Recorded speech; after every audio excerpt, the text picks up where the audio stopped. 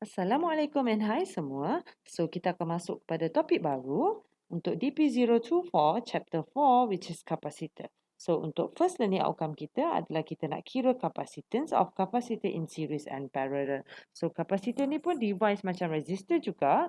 Dia boleh arrange in series dan juga parallel. So apa itu capacitor?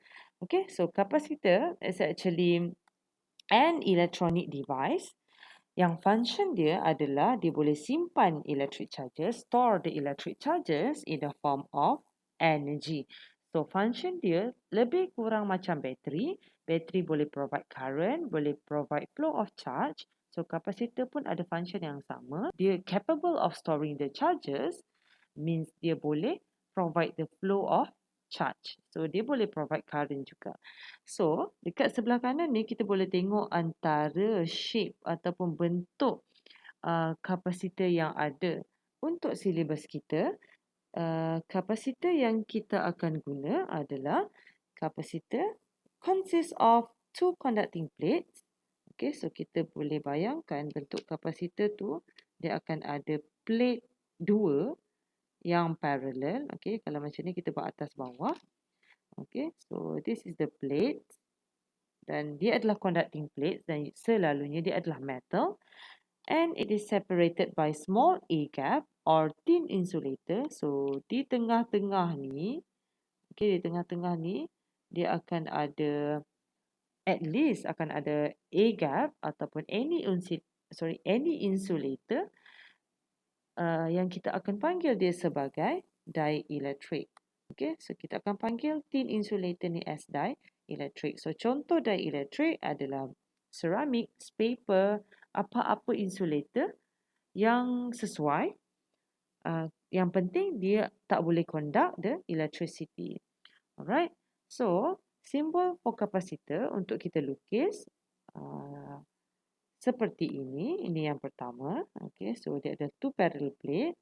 Kemudian yang kedua seperti inilah. Okay, selalunya yang kita belajar adalah parallel plate. Yang kita akan gunakan adalah parallel plate. Okay, so since dia ada dua plates, so satu side ini adalah positif, the other side is negative. Okay, so dekat plate yang positif dia akan kumpulkan dia akan ada banyak charge, banyak proton lah. Okay, dekat plate negatif dia akan lebih banyak elektron.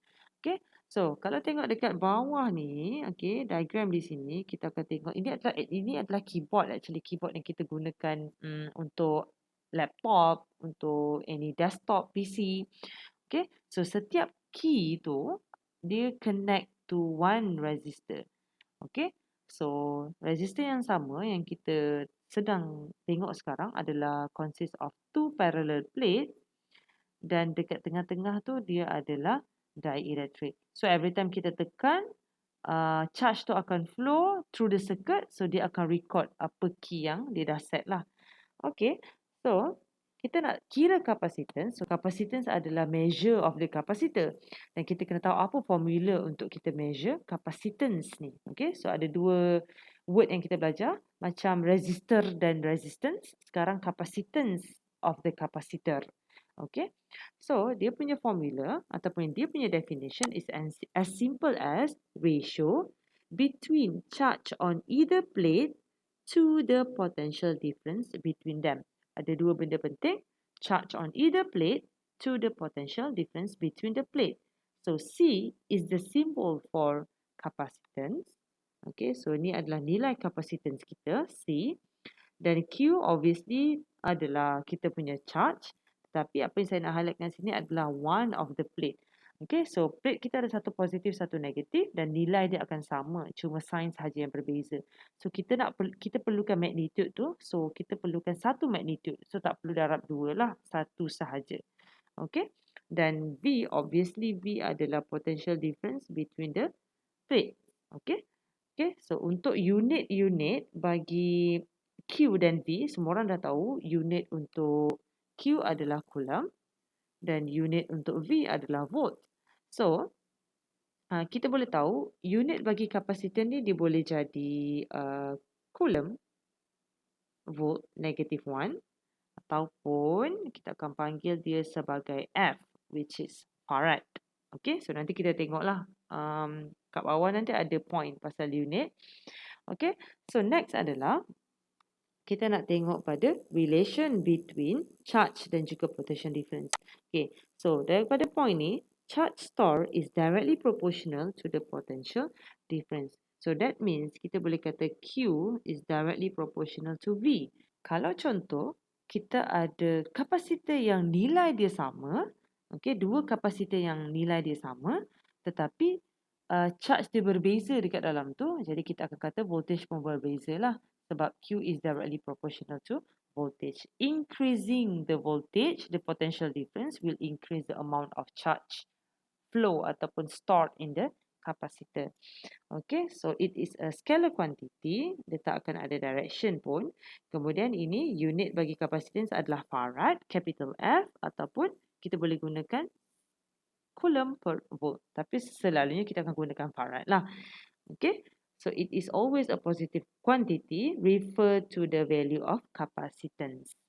Okay, so example 1. The charges on the plates of capacitor are 120 microcoulomb positive and negative 120 microcoulomb. So each plate ada positive and negative. So satu plate adalah positive 120 microcoulomb dan the other plate is negative 120 microcoulomb when they are connected to a potential difference of 6 volt. So potential difference antara kedua-dua plate adalah 6 volt. Okay, so first question, capacitance of the capacitor. So ada jawapan dekat sini. So semua orang boleh kira. By using the formula of capacitance, C equals to Q over V, ataupun saya selalu ingat Q. Tapi bukan U lah, it's V. Q equals to CV. Soalan dia minta capacitance of capacitor. So gunakan saja formula ni. Q kita ambil 1 sebab daripada definition dia adalah charge. Kalau kita tengok dekat atas, charge on one plate only.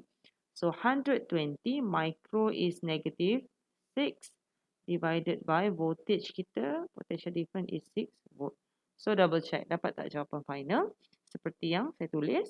Kemudian untuk yang B pula, apa soalan dia? Soalan dia cakap, potential difference across the same capacitor. So that means dia akan ada nilai kapasitor yang sama seperti ini sebab dia refer to the same capacitor. So what is the potential difference across the same capacitor if the charge on each plate is 64 microcoulomb? So daripada 120 microcoulomb tadi dia dah drop kepada 64 microcoulomb. Same capacitor. Kapasitor yang sama dan dia akan ada capacitance yang sama, value capacitance yang sama. Alright, so dia hanya minta voltage. Macam kita buat relation di atas sebentar tadi, kita kata Q is directly proportional to V. So apabila perubahan charge berlaku dalam kapasitor tu, voltage antara dua plate tu akan berubah juga. So yang ni saya tinggalkan untuk korang untuk selesaikan. Kemudian submit dekat Google Classroom. Alright, so thank you.